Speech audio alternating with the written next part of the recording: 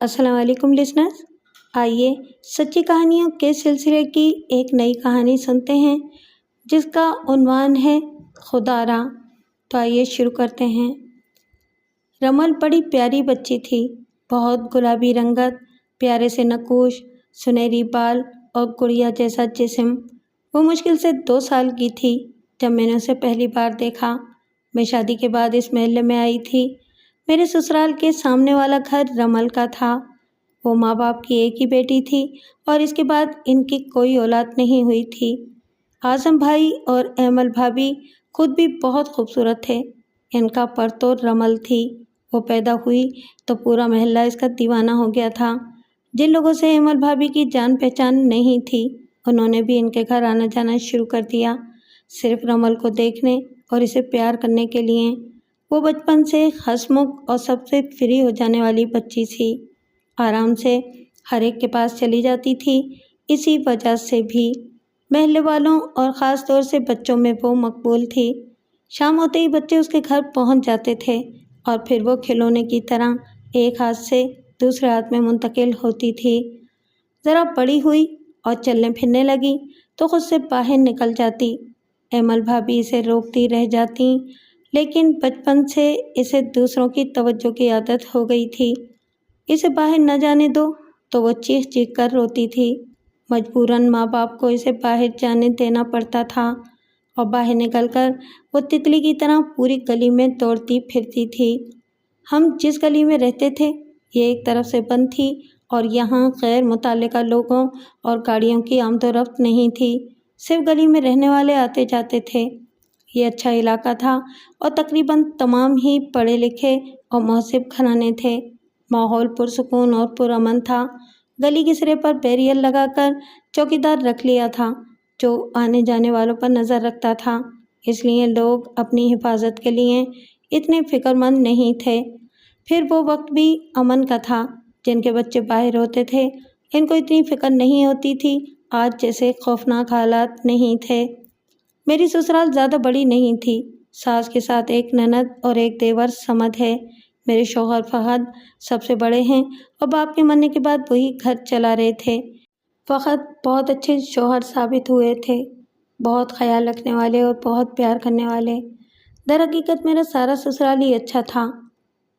شادی کے 2 سال بعد میرا پہلا بچہ اریب پیدا ہوا اور اس کے بعد شاہ زیب۔ شادی کے 2 سال تک جس بچے نے ہمارے گھر میں رونق لگائی تھی وہ رمل تھی۔ میں اسے دیکھتے ہی فدا ہو گئی تھی۔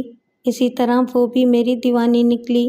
صبح ہوتے ہی وہ ماں سے فرمائش شروع کر دیتی تھی، صوفی آنٹی کے ہاں چلو۔ میرا نام صوفیہ ہے لیکن وہ صوفی آنٹی کہتی تھی اور اس کے منہ سے بہت بھلا لگتا تھا۔ ایمل بھابھی بیچاری اسے تیار کر کے لے آتی تھیں اور اس کے بعد وہ دوپہر تک ہمارے گھر میں رہتی تھی اور پھر شام کو وہ دوبارہ آ جاتی تھی اور اس کے آتے ہی ہم بھی اس کے منتظر سے رہتے تھے۔ فہد بھی اس کے دیوانے ہو گئے تھے۔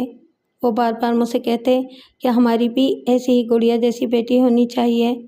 مجھے بھی بیٹیاں بہت اچھی لگتی تھیں، خاص طور سے رمل کو دیکھنے کے بعد تو اور بھی اچھی لگنے لگی تھیں۔ چند مہینے کے اندر ہی وہ مجھ سے خاصی ہل گئی تھی۔ گھر میں لاڈلی تھی، ماں باپ کو خاطر میں نہیں لاتی تھی، ان سے اپنی بات منوا کر رہتی تھی۔ معمولی سی بات میں ضد پکڑ لیتی، بیمار ہوتی تو اسے کھلانا اور دوا دینا پہاڑ سر کرنے کے برابر ہو جاتا تھا۔ ایسے میں میری خدمات حاصل کی جاتی تھیں اور میں جا کر اسے دوا یا کھانا کھلاتی تھی کیونکہ وہ مجھ سے شرافت سے کھا لیتی تھی۔ ایمل بھابھی ہنس کر کہتی، لگتا ہے کہ یہ ہماری نہیں تمہاری اولاد ہے، دیکھو کیسے شرافت سے مان رہی ہے، آپ لوگوں سے لاڈ کرتی ہے۔ میں رمل کو پیار سے دیکھتی، ورنہ تو یہ بہت اچھی بچی ہے۔ ایمل بھابھی خود بھی بہت طریقے سلیقے والی عورت تھیں۔ میں نے ان کو گھر میں بھی کبھی خراب حلیے میں نہیں دیکھا، ہمیشہ بہت صاف ستھری رہتی تھیں۔ اسی طرح وہ رمل کو بھی ہمیشہ صاف اور خوبصورت لباس میں صاف ستھرا اور تیار رکھتی تھیں۔ اس کے ہاتھ پاؤں اور منہ ہمیشہ صاف ہوتے تھے۔ اس کے سنہری لچھوں جیسے بال ہمیشہ سلکی اور شیمپو کیے ہوئے ہوتے تھے۔ اس کے پاس سے بیبی پاؤڈر کی مہک آتی تھی۔ جب میں نے اسے پہلی بار دیکھا تو چھوٹی سی پھولی پھولی فراق میں تھی۔ اس میں اس کی ٹانگیں نمایاں تھیں۔ وہ بھاگتی دوڑتی تو اس کی چھوٹی سی نیکر بھی نظر آتی۔ اوپر شانوں سے صرف 2 ڈوریاں لگی تھیں۔ پشت کھلی ہوئی تھی، یوں سمجھ لیں خاصا کھلا ہوا لباس تھا، لیکن وہ صرف 2 سال کی بچی تھی، اس لیے اس پر برا نہیں لگتا تھا، بلکہ اسے دیکھ کر پری کا احساس ہوتا تھا۔ پھر وہ دور بھی ایسا نہیں تھا، میں نے بتایا نا، معاشرے میں امن و سکون تھا، مگر ایک تبدیلی کا آغاز ہو گیا تھا، ڈش کا آغاز ہو گیا تھا، اور ٹی وی پر انڈین چینلوں کی بھرمار ہو گئی تھی۔ ہمارے چینلوں کو بھی کھلی چھوٹ ملی ہوئی تھی انڈین چینلوں کی پیروی کرنے کی۔ ملک کو ایک روشن خیال سمت ڈال دیا گیا تھا، اور کسی کو اندازہ نہیں تھا کہ آنے والے دنوں میں یہ روشن خیال راستہ کہاں جا کر رکے گا۔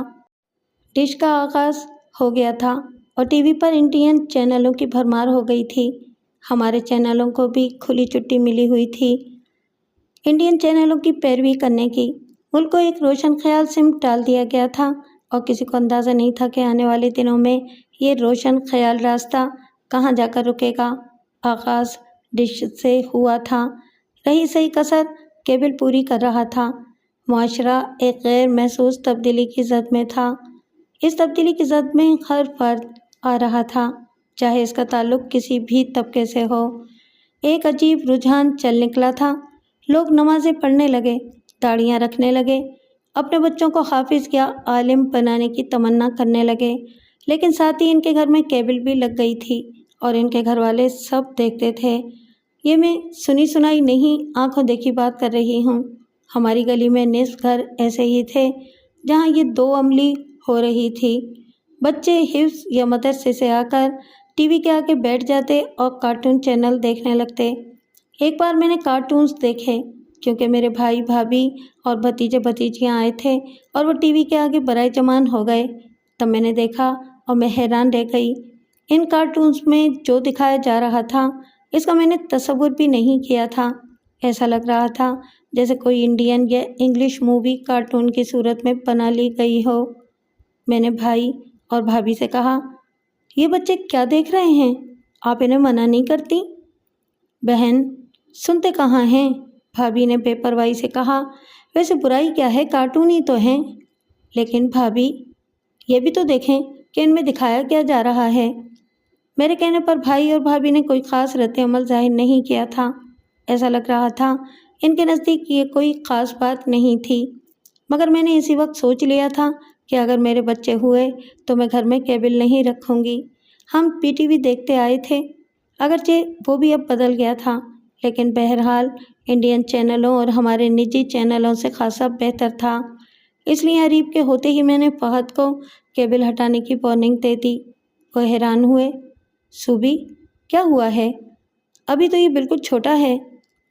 میں نے پڑھا ہے کہ بچہ پہلے دن سے سیکھنا شروع کر دیتا ہے، اور میں نہیں چاہتی کہ میرا بچہ کوئی غلط چیز سیکھے۔ فہد خود نیوز اور اسپورٹس چینل شوق سے دیکھتے تھے، اس لیے وہ ذرا مشکل سے مانے۔ سمد اور میری ساس کو ٹی وی سے کوئی دلچسپی نہیں تھی۔ سمد کمپیوٹر میں مگن رہتا تھا اور ساس نماز اور وظائف پڑھتی رہتی تھیں۔ ٹی وی زیادہ تر میں اور فہد ہی دیکھتے تھے۔ کیبل نکلوا کر ہم اینٹینا سے پی ٹی وی دیکھنے لگے، مگر عریب کے بعد تو مجھے اس کا موقع کم ہی ملتا تھا۔ کبھی کبھی فہد شکوہ کرتے، تم نے بلا وجہ کیبل ہٹا دی، یہ تو سوائے تمہارے کسی کے پاس آتا بھی نہیں ہے۔ ابھی نہیں آتا تو کیا ہے، اور ابھی نہیں دیکھتا تو بھی کیا ہے، بڑا ہو کر تو دیکھے گا نا، تو ابھی سے کیوں نہ بچایا جائے۔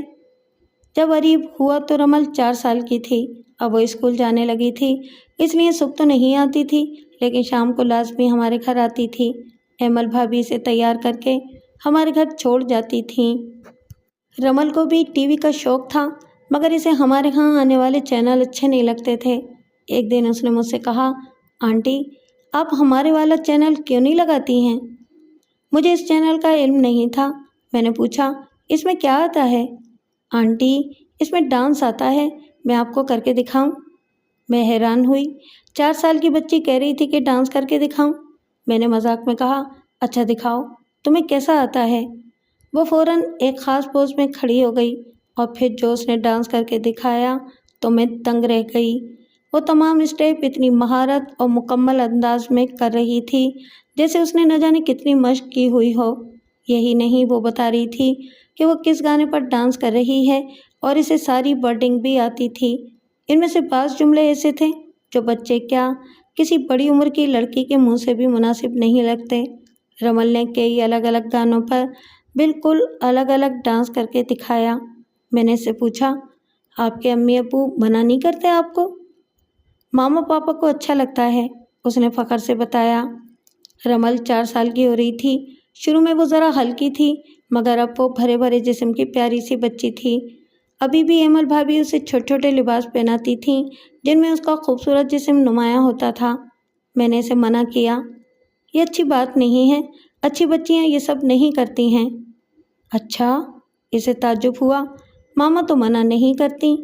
मैंने इससे तो नहीं कहा, लेकिन मौका मिला तो एमल भाभी से कहा, भाभी, रमल ने मुझे डांस करके दिखाया है। अच्छा करती है ना? वो फ़ख्र से बोली। एक एक स्टेप बिल्कुल ओरिजिनल उठाती है। मैं गहरी सांस लेकर रह गई। वो भला कहाँ रमल को मना करती, जबकि वो खुद इसे पसंद कर रही थी। फिर मैंने कहा, भाभी, ये अच्छी बात नहीं है, ये छोटी बच्ची है, लेकिन जब बड़े होकर ये डांस करेगी तो क्या आपको अच्छा लगेगा? और बाद में आप इसे मना भी नहीं कर सकेंगी। बात की बात में देखी जाएगी, एमल भाभी ने किसी कदर रूखे लहजे में कहा। तो मैं समझ गई कि इनको ये बात पसंद नहीं आई है, इसलिए मैं भी चुप हो गई। बच्ची तो इनकी थी, इसका अच्छा बुरा वो खुद ज़्यादा बेहतर अंदाज में सोच सकते थे, मगर मुझे ये बात अच्छी नहीं लगी। मैंने फहद से कहा तो वो बोले, टेंशन क्यों ले रही हो, आजकल ये सब आम सी बात है। फहद, ये सोचें कि आज हम जैसे हैं या हम एकदम से बड़े होकर तो नहीं बन गए, बल्कि बचपन में हमने सीखा है। माँ बाप ने जो अच्छी बुरी बातों की तमीज़ सिखाई वही आज हमारे काम आ रही है। हमारी परवरिश बिल्कुल भी इस अंदाज में नहीं हुई थी और ना ही हम ये सब करते थे जो आज के बच्चे कर रहे हैं। जैसे हमने जो सीखा बचपन में सीखा, इसी तरह ये जो सीख रहे हैं बचपन में सीख रहे हैं, बड़े होकर भी ये इसी पर अमल करेंगे।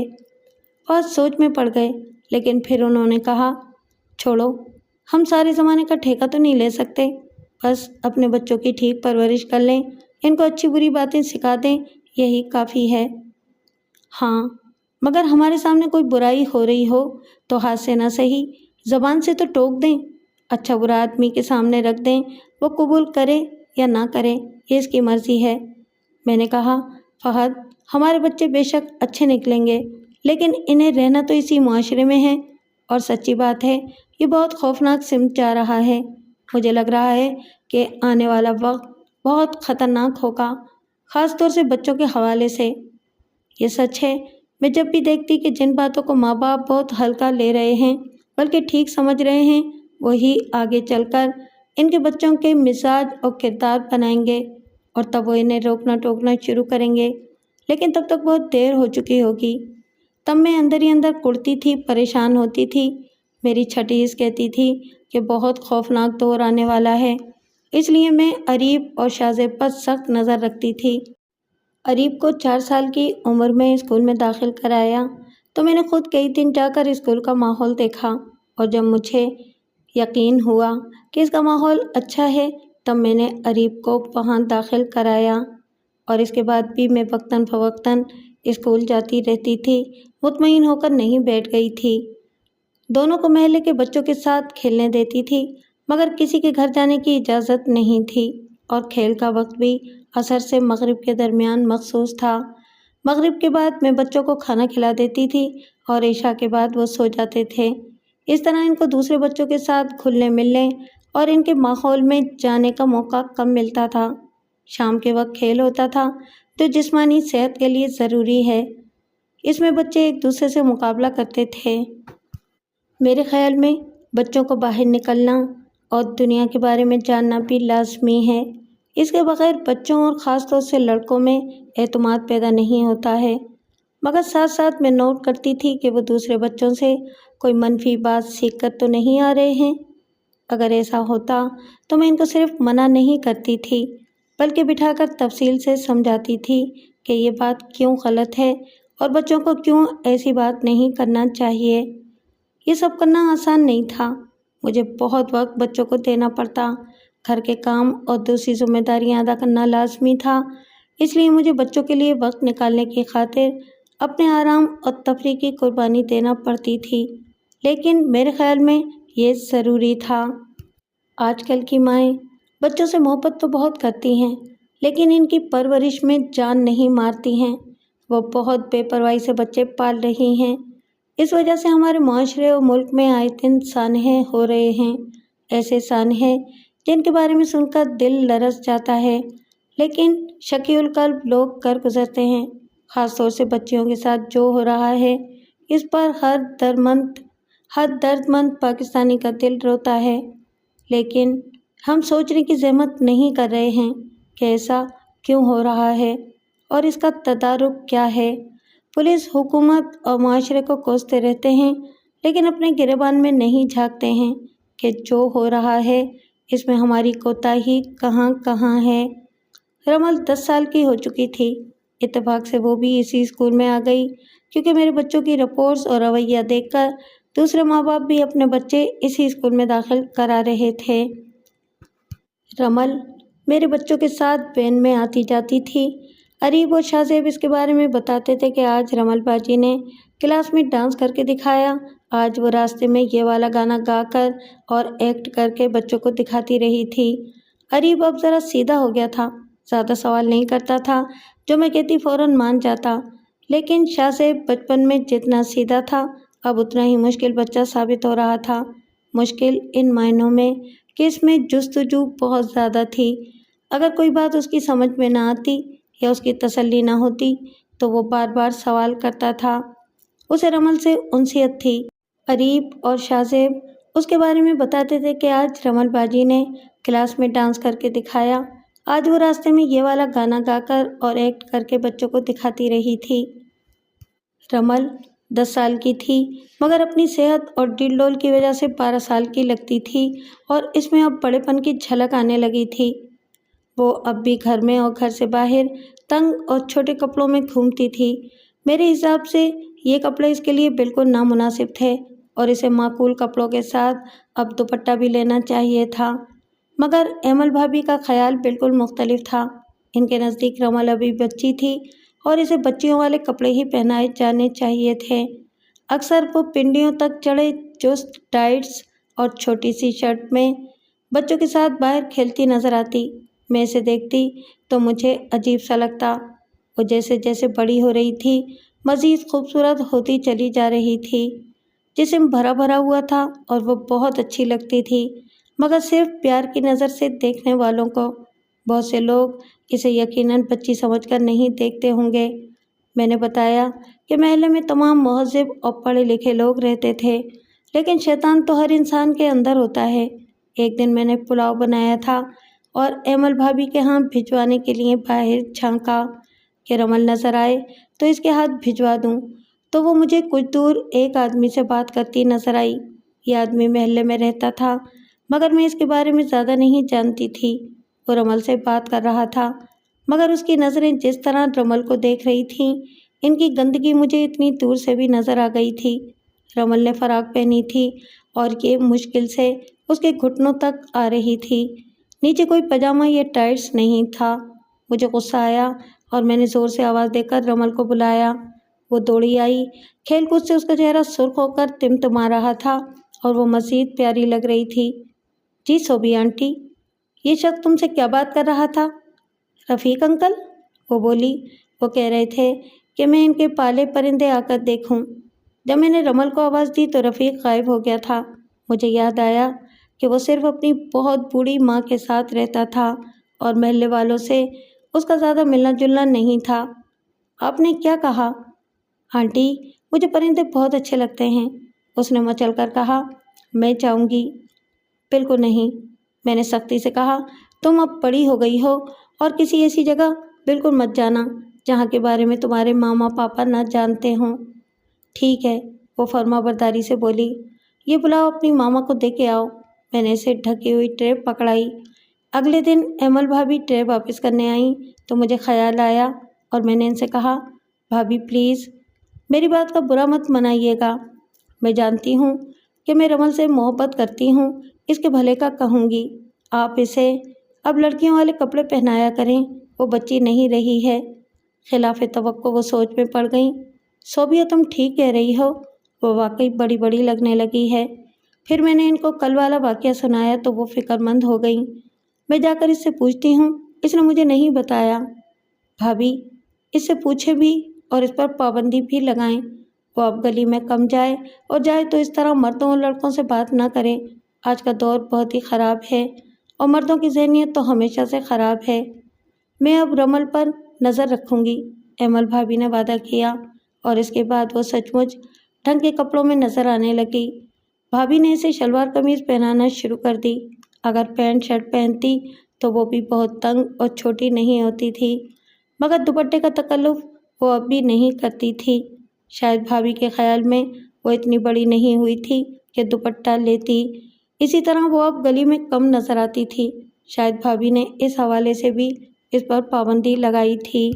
اگرچہ اس کے لیے گھر بیٹھنا بہت مشکل کام تھا، وہ بچپن سے تتلی کی طرح اڑتے رہنے کی عادی تھی۔ شوخی، کھیل کود اور بھاگ دوڑ اس کی رگ رگ میں بسا ہوا تھا۔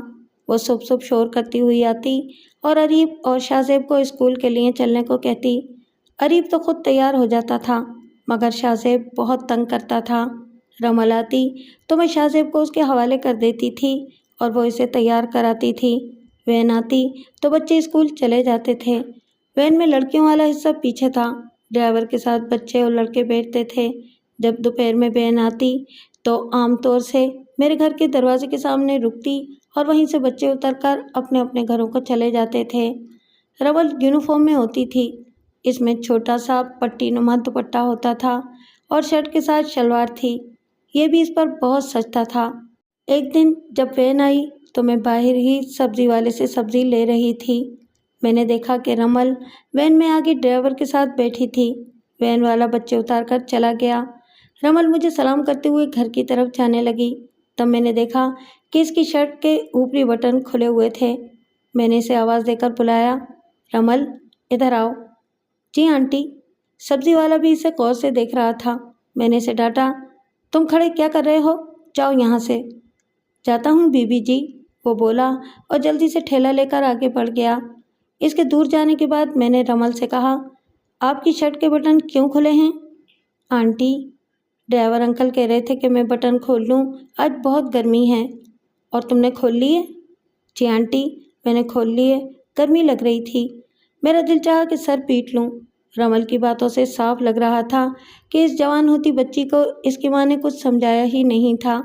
مجھے ڈرائیور پر غصہ آیا تھا، لیکن اس سے زیادہ غصہ مجھے رمل کی ماں پر آیا۔ میں نے اس سے کہا، آپ بٹن بند کرو اور جا کر یہ بات اپنی ماں کو بتاؤ۔ میرے لہجے سے وہ ڈر گئی۔ آنٹی، یہ بری بات ہے، ماما مجھے ڈانٹیں گی۔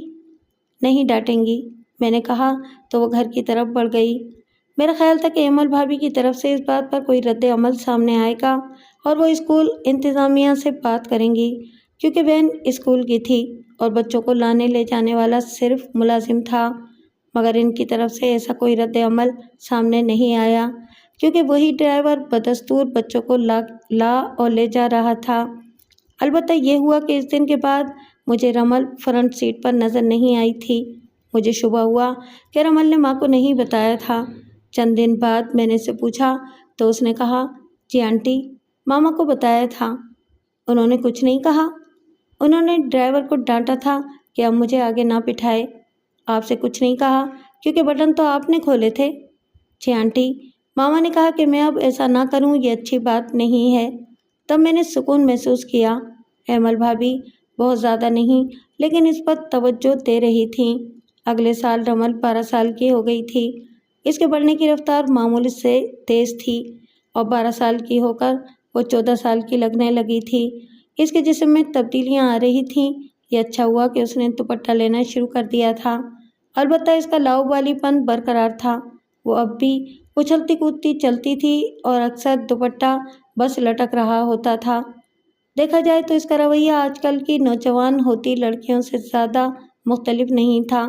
ماؤں کی بے پرواہی نے اکثر بچیوں کو خود سے بے پرواہ بنا دیا ہے، مگر ساتھ ہی ان کو عمر سے پہلے وہ سب معلوم ہو چکا ہوتا ہے جو لڑکیوں کو عام طور سے شادی کے بعد پتہ چلتا تھا۔ اس سے ہمارے معاشرے میں دوسرے بگاڑ بھی آ رہے ہیں۔ اس پر ہماری نظر بھی ہے، لیکن اس کا آغاز کہاں سے ہوتا ہے، اس پر کم لوگوں کی نظر ہے، اور بعض اوقات اس کے کتنے بھیانک نتائج نکلتے ہیں اس پر تو ہم بالکل ہی نہیں سوچتے ہیں۔ جس طرح سے رمل کی پرورش ہوئی تھی، اس کی ماں نے اسے اچھے برے کی تمیز سے آگاہ نہیں کیا تھا، اسے تربیت نہیں دی تھی کہ لڑکیوں کو کس طرح رہنا چاہیے۔ ایک زمانے میں یہ کام استاد اور معاشرہ بھی کرتا تھا، لیکن اب استاد پروفیشنل ہو گیا ہے اور معاشرے میں نفسا نفسی کا عالم ہے، سب کو اپنی اپنی پڑی ہے۔ معاشرے کی جگہ میڈیا نے لے لی ہے، جو بگاڑ میں پیش ہے۔ آپ چینل لگا کر دیکھ لیں، گھنٹوں ٹی وی کے سامنے بیٹھے رہیں، آپ کو ایک پروگرام بھی اچھا ہی سکھاتا یا تربیت دیتا نظر نہیں آئے گا۔ رمل 7ویں میں تھی، پڑھنے میں وہ بہت تیز تھی اور اس کی خواہش تھی کہ وہ ڈاکٹر بنے۔ گرمیوں کی چھٹیاں آئیں تو اسکول بند ہو گئے۔ اب بچے زیادہ تر گھروں اور شام کے وقت گلی میں ہنگامہ کرتے تھے۔ جو مائیں بچوں سے پریشان ہوتی تھیں، ان کی زندگی عذاب میں آ گئی تھی اور وہ بچوں سے چھٹکارے کے لیے ان کو مختلف کورسز پر بھیج رہی تھیں۔ مگر ہم بچوں کو چھٹیوں میں کہیں نہ کہیں گھمانے کے لیے لے جاتے تھے۔ اس بار ہم نے واٹر پارک کا پروگرام بنایا۔ اتفاق سے محلے کی کئی فیملیاں تیار ہو گئیں اور سب نے مل کر ایک بڑی بس کرائی اور ہم شہر سے باہر ایک واٹر پارک آ گئے۔ بہت مزہ آیا، بھرپور تفریح رہی۔ خواتین کا حصہ الگ تھا، یہاں 10 سال سے اوپر کے بچوں کو لانے کی اجازت نہیں تھی۔ اریب اور شاہ زیب میرے پاس ہی تھے۔ میں رمل کو دیکھ کر حیران ہوئی تھی۔ ایمل بھابھی نے اسے بہت چھوٹا سا لباس پہنا رکھا تھا۔ بے شک یہاں خواتین تھیں، مگر اکثر نے پورا لباس پہن رکھا تھا اور کچھ تھیں جو جامے سے باہر ہو رہی تھیں، مگر ان کا انداز بتاتا تھا کہ ان کا تعلق برگر طبقے سے تھا۔ رمل نے چھوٹی سی نیکر اور عجیب سی ٹی شرٹ پہن رکھی تھی جس کے آگے گرہ نما ڈیزائن تھا۔ اس کا پیٹ کمر نظر آ رہی تھی، نیکر بھی گھٹنوں سے اوپر تھا۔ نہ چاہتے ہوئے بھی میں اعتراض کر بیٹھی، بھابھی آپ نے رمل کو کیا پہنایا ہے؟ یہاں ساری عورتیں اور لڑکیاں تو ہیں، یا چھوٹے لڑکے ہیں؟ ہاں وہ تو ہے۔ میں چپ ہو گئی۔ صوبیہ اتنی دقیانوسی سی نہ بنو، اب زمانہ بدل گیا ہے۔ زمانہ اچھے انداز میں نہیں بدلا ہے بھابھی، یہ ہمیں تباہی کی طرف لے جا رہا ہے۔ ایمل بھابھی نے بات آگے نہیں بڑھائی اور میں بھی چپ ہو گئی۔ واپسی پر میں نے دیکھا کہ رمل نے اسی لباس پر لانگ شرٹ پہن لی تھی، لیکن اس کی صحت مند ٹانگیں دکھائی دے رہی تھیں۔ ہماری واپسی رات تک ہوئی تھی، پھر گھر پہنچے تو لائٹ غائب تھی، ہر طرف تاریکی تھی۔ بس رکتے ہی لوگ افراتفری میں نیچے اتر کر گھروں کی طرف لپکے۔ تھکن سے سب کا برا حال تھا اور سب نہا دھو کر سونا چاہتے تھے۔ میں بچوں کو لے کر گھر آ گئی۔ فہد نہیں گئے تھے، ان کی طبیعت ٹھیک نہیں تھی۔ میری ساس کا جوڑوں کا درد بہت بڑھ گیا تھا، ان کے لیے چلنا پھرنا محال تھا۔ سمد سعودی عرب چلا گیا تھا۔ میں بچوں کو کپڑے دے کر اور نہانے کے لیے بھیج کر لاؤنج میں آئی۔ سر میں درد تھا اور شدت سے چائے کی خواہش ہو رہی تھی۔ کال بیل بجی تو میں دروازے تک آئی۔ باہر ایمل بھابھی پریشان کھڑی تھیں۔ صوبیہ رمل تمہارے ہاں ہے؟ میں چونکی۔ نہیں بھابھی، کہیں گئی تھی کیا؟ نہیں، ہم بس سے اتر کر گھر گئے تھے۔ میں نہانے چلی گئی اور اعظم جنریٹر اسٹارٹ کرنے لگے۔ وہ مسئلہ کر رہا تھا، بہت دیر میں اسٹارٹ ہوا۔ میں نہا کر آئی تو رمل گھر میں نہیں تھی، اعظم کو بھی نظر نہیں آئی۔ میں سمجھی کہ باہر ہوگی بچوں کے ساتھ۔ یہاں آئی تو گلی میں سناٹا تھا، سب اپنے اپنے گھروں میں ہیں۔ ایمل بھابھی، رمل کو میں نے آخری بار بس میں دیکھا تھا، وہ بس سے اتری تھی نا؟ مجھے نہیں معلوم، بس والے نے بھی رکتے ہی لائٹس آف کر دی تھیں، پھر سب افراتفری میں اترنے لگے۔ میں خود دھکے کھاتی نیچے اتری تھی، لیکن نیچے اتر کر تو آپ کو رمل کو دیکھنا چاہیے تھا۔ میں سمجھی کہ وہ اتر گئی ہوگی۔ ایمل بھابھی پریشان ہونے لگیں۔ پتہ نہیں کہاں ہے، اب تمہارے سوا کسی کے گھر بھی نہیں جاتی ہے۔ آپ محلے میں معلوم کریں، ہو سکتا ہے کہ کسی کے گھر چلی گئی ہو۔ میں معلوم کرتی ہوں، اللہ کرے میری بچی خیریت سے ہو۔ ایمل بھابھی کیسی ہی ماں سہی، لیکن ان میں ماں والی چھٹی حص تو تھی جس نے انہیں خبردار کر دیا کہ ان کی اولاد خطرے میں ہے۔ میں اندر آئی تو شاہ زیب اور اریب نہا کر نکل آئے تھے۔ میں نے ان سے رمل کے بارے میں پوچھا۔ قریب نے نہیں دیکھا تھا، لیکن شاہ زیب کا کہنا تھا کہ شاید وہ آگے تھی اور سب سے پہلے اتری تھی، لیکن اسے اترتے اس نے بھی نہیں دیکھا تھا۔ چائے پی کر میں نے عجلت میں منہ ہاتھ دھو کر کپڑے بدلے اور فہد کو بتا کر ایمل بھابھی کے گھر آئی۔ دروازے پر اعظم بھائی کے ساتھ محلے کے کچھ افراد جمع تھے اور وہ رمل کے بارے میں بات کر رہے تھے۔ میرا دل دھڑک اٹھا تھا۔ میں نے اعظم بھائی سے پوچھا، بھائی صاحب، رمل ملی؟ نہیں، ایمل نے سارے محلے میں معلوم کر لیا ہے۔ ہماری گلی میں آمنے سامنے کل 14 مکان تھے، یعنی 7 مکان ایک طرف اور 7 مکان دوسری طرف۔ 160 گز کے پلاٹ تھے اور درمیان میں 30 فٹ چوڑی گلی تھی۔ اکثر مکانات 2 اور 3 منزلہ تھے اور ان میں ایک سے زیادہ فیملیز رہ رہی تھیں۔ ایمل بھابھی نے ایک کے گھر میں جا کر رمل کا پوچھا تھا، لیکن وہ کہیں نہیں تھی۔ اندر ایمل بھابھی کے ساتھ محلے کی 2 خواتین اور تھیں اور وہ انہیں دلاسا دے رہی تھیں، کیونکہ ایمل بھابھی کا رو رو کر برا حال تھا۔ میں چپ کرانے والوں میں شامل ہو گئی اور خود بھی آپ دیدہ ہو گئی تھی۔ رمل سے مجھے بھی بہت پیار تھا، وہ تھی ہی ایسی پیاری سی، نہ جانے کہاں گئی تھی، اور اگر اسے کوئی لے گیا تھا تو نہ جانے اس کے ساتھ کیا ہو رہا تھا۔ میں بے اختیار اللہ سے دعا کرنے لگی کہ وہ رمل اور اس کی عزت و آبرو کی حفاظت فرما۔ اب باہر مرد اور محلے والے رمل کو تلاش کر رہے تھے۔ تلاش کا دائرہ گلی سے باہر تک بڑھا دیا گیا تھا۔ گلی سے باہر نیم کمرشل سڑک تھی، اس پر زیادہ تر مکانات تھے، لیکن کہیں کہیں دکانیں بھی بنی تھیں جن سے روزمرہ کی اشیاء مل جاتی تھیں۔ بچے اکثر اپنی چیزوں کے لیے ان دکانوں تک چلے جاتے تھے، کیونکہ سڑک پر کمرشل ٹریفک نہیں تھا، اس لیے ماں باپ بھی جانے دیتے تھے۔ لائٹ آ گئی تھی۔ احتیاطاً ایک بار پھر محلے میں پوچھا گیا۔ سارے محلے کو پتہ چل گیا تھا کہ رمل غائب تھی۔ جو لوگ پکنک پر گئے تھے وہ بھی آ گئے تھے۔ مرد مکان کے باہر تھے اور خواتین مکان میں تھیں۔ میں نے تفتیش شروع کر دی۔ خواتین اور بچوں سے رمل کے بارے میں پوچھنے لگی۔ تقریباً سب نے ایسے ہی جوابات دیے جن سے معاملہ اور الجھ گیا تھا۔ بعض کہہ رہے تھے انہوں نے رمل کو بس میں دیکھا تھا اور بعض نے اسے بس سے باہر بھی دیکھا تھا، مگر وہ یقین سے نہیں کہہ سکتے تھے۔ اتفاق سے بس والا اعظم بھائی کا واقف کار تھا اور انہوں نے بس ہائر کرائی تھی، اس لیے جب رمل محلے میں نہیں ملی تو اعظم بھائی نے فوری بس کے مالک کو کال کی اور رمل کے بارے میں بتایا۔ اسی وقت بس واپس پہنچی تھی اور مالک نے خود ڈرائیور سے پوچھا اور بس کا معائنہ بھی کیا، لیکن بس خالی تھی اور ڈرائیور نے قسم کھا کر کہا اس نے روانگی سے پہلے بس دیکھی تھی کہ کسی کا کوئی سامان ہو تو وہ اتار دے، بس میں کوئی نہیں تھا۔ ادھر محلے میں دوسری بار تلاش بھی بیکار ثابت ہوئی اور رمل کا کہیں پتہ نہیں چلا۔ آس پاس دیکھنے کے بعد قریبی مسجد میں اعلان کرایا گیا اور اس کے کچھ دیر بعد اعظم بھائی محلے والوں کے ہمراہ مقامی تھانے پہنچ گئے۔ اعظم بھائی کے پڑوسی کے بھائی ڈی ایس پی تھے۔ ان کے توسط سے فوری FIR کاٹی گئی اور ایک پولیس پارٹی تفتیش کے لیے محلے میں پہنچ گئی۔ پولیس والوں نے سب سے بیانات لیے اور سوالات کیے۔ اس دوران میں ایک پارٹی جا کر بس ڈرائیور کو گرفتار کر کے تھانے لے آئی، حالانکہ اعظم بھائی یا کسی نے اس کے خلاف شبہ ظاہر نہیں کیا تھا۔ پتہ چلا کہ رات بھر ڈرائیور پر پولیس نے تشدد کیا، لیکن وہ رمل کے بارے میں اپنے انکار پر قائم رہا تھا۔ کوئی ثبوت بھی نہیں تھا، اس لیے صبح اسے رہا کر دیا گیا۔ بس کے مالک نے اس کی ضمانت لی تھی اور اس نے اعظم بھائی سے جھگڑا بھی کیا تھا کہ ان کی بچی گم ہوئی تھی، اس میں ان کا بھی قصور نہیں تھا۔ صبح تک واضح ہو گیا تھا کہ رمل کی گمشدگی میں کسی کا ہاتھ تھا۔ وہ چھوٹی بچی نہیں تھی جو گم ہو جاتی۔ جس وقت وہ غائب ہوئی آس پاس کوئی حادثہ بھی نہیں ہوا تھا اور نہ حالات خراب تھے۔ رمل کی گمشدگی کا سوائے اس کے کوئی جواز نہیں تھا کہ کسی نے اسے اغوا کر لیا ہے۔ دوسرے دن پولیس نے بیریئر کے چوکیدار کو بھی شامل تفتیش کر لیا۔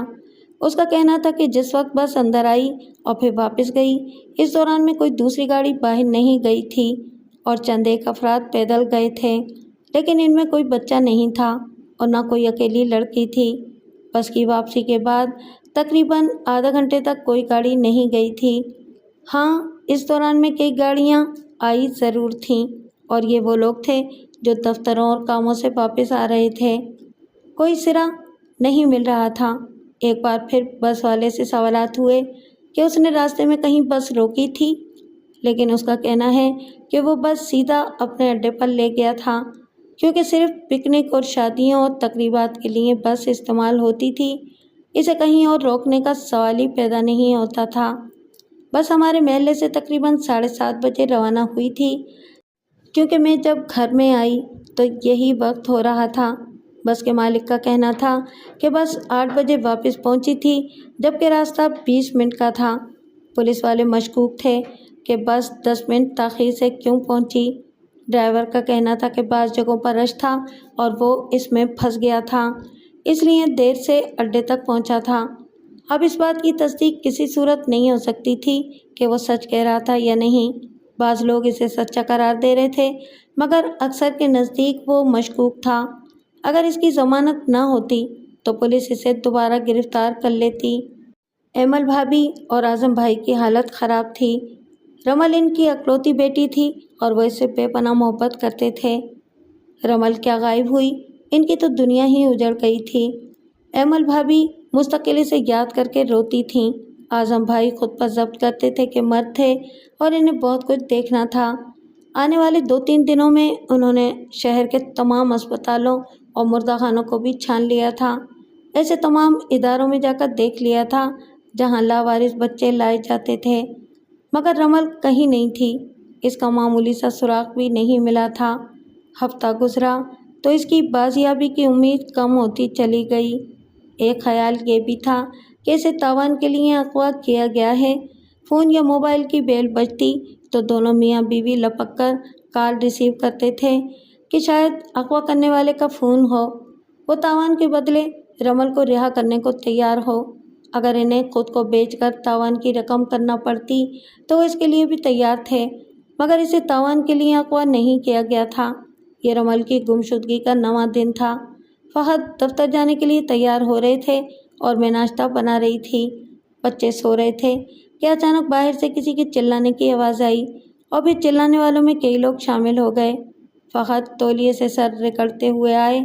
میں نے کہا، اللہ خیر کرے، باہر شور ہو رہا ہے، تم ناشتہ لگاؤ، میں دیکھ کر آتا ہوں۔ وہ باہر کی طرف بڑھے۔ میں ناشتہ لگانے لگی اور ساتھ ہی مجھے بے چینی ہو رہی تھی۔ جب سے رمل غائب ہوئی تھی میں کسی بری خبر کو سننے کے لیے تیار تھی۔ یہ ہنگامہ مجھے رمل سے متعلق لگا تھا۔ جب مجھ سے صبر نہیں ہوا تو میں چادر اوڑھ کر باہر آ گئی۔ رفیق کے گھر کے آگے 5-6 لوگ جمع تھے اور سب اونچی آواز میں بول رہے تھے۔ مجھے اچھا نہیں لگا کہ مردوں کے پاس جاؤں۔ میں دروازے سے ذرا آگے آ کر دیکھنے لگی، تب مجھے رفیق اور بیریئر کا چوکیدار لڑتے دکھائی دیے۔ اچانک رفیق نے چوکیدار کو مارنا شروع کر دیا اور لوگ بیچ بچاؤ کر رہے تھے۔ لوگوں نے رفیق کو پکڑ لیا اور چوکیدار چلا چلا کر کہہ رہا تھا، اس سے بولو ڈکی کھول کر دکھائے، اس نے کیا رکھا ہے؟ ہم نے خود پاؤں دیکھا، خدا کا قسم پاؤں دیکھا۔ مجھے یاد آیا کہ رفیق ایک بار رمل سے بات کر رہا تھا اور اسے بہت غلط نظروں سے دیکھ رہا تھا۔ چوکیدار کی بات سن کر مجھے چکر سا آیا اور میں گرنے سے پہلے اندر آ گئی۔ جب تک میرے حواس بحال ہوتے باہر سب ہو گیا تھا۔ چوکیدار کی بات نے سب کو مشکوک کر دیا تھا۔ چوکیدار کا کہنا تھا کہ رفیق نے ایک بنڈل سا لا کر اپنی کار کی ڈکی میں ڈالا تھا اور چوکیدار نے اتفاق سے بنڈل سے جھانکتا انسانی پاؤں دیکھ لیا۔ پاؤں چھوٹا تھا۔ رفیق کی ماں مر چکی تھی اور وہ اکیلا رہتا تھا۔ اب بھی اس کے محلے میں کسی سے تعلقات نہیں تھے۔ لوگوں نے رفیق کو قابو کر کے اس سے چابی لے کر ڈکی کھولی تو بنڈل سے جھانکتا پاؤں فوراً سامنے آ گیا اور جب اسے کھولا گیا تو اس میں رمل کی لاش تھی۔ لاش کئی دن پرانی تھی اور اسے بو آنے لگی تھی۔ اسے گلا دبا کر مارا گیا تھا۔ یہ منظر دیکھ کر لوگ اتنے مشتعل ہوئے کہ انہوں نے رفیق کو مار مار کر تقریباً مار ڈالا تھا۔ اگر کچھ ہوش مند درمیان میں نہ آتے تو وہ مر چکا ہوتا۔ پولیس کو اطلاع دی گئی اور اسے اسپتال پہنچایا گیا۔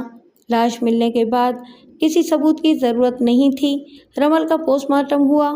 اسے متعدد بار زیادتی کا نشانہ بنایا گیا تھا، پھر اسے بھوکا پیاسا گلا گھونٹ کر مار دیا گیا۔ یہ ایسی ہولناک داستان تھی جس نے ہر شخص کو ششدر کر دیا تھا۔ محلے میں کہرام برپا ہو گیا تھا۔ ایمل بھابھی پر غشی کے دورے پڑ رہے تھے۔ आज़म भाई खुद को और इन्हें संभाल रहे थे। रमल की तदफीन 2 दिन बाद हुई। मीडिया वाले आए, आज़म भाई से तासुरात लिए। एमल भाभी बात करने के काबिल नहीं थीं।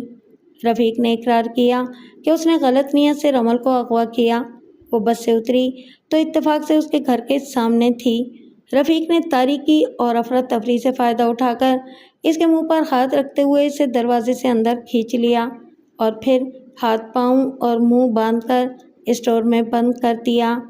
वो मुसलसल 6 दिन रमल को भूखा और प्यासा रखकर अपनी दरिंदगी का निशाना बनाता रहा। इसे 3-4 बार मामूली मिक़दार में पानी दिया और जब वो मरने जैसी हो गई तो इसे गला दबाकर मार डाला। 3-4 दिन तक वो हिम्मत करता रहा कि लाश कहीं ले जाकर फेंक दे, मगर पकड़ा गया। इसके खिलाफ खुसूसी अदालत में मुकदमा चला और इसे सज़ाए मौत सुनाई गई थी। इसकी जायदाद जब्त कर ली गई और इससे रमल के वारिसों को 10 लाख रुपए हर्जाना अदा करने का हुक्म दिया गया था।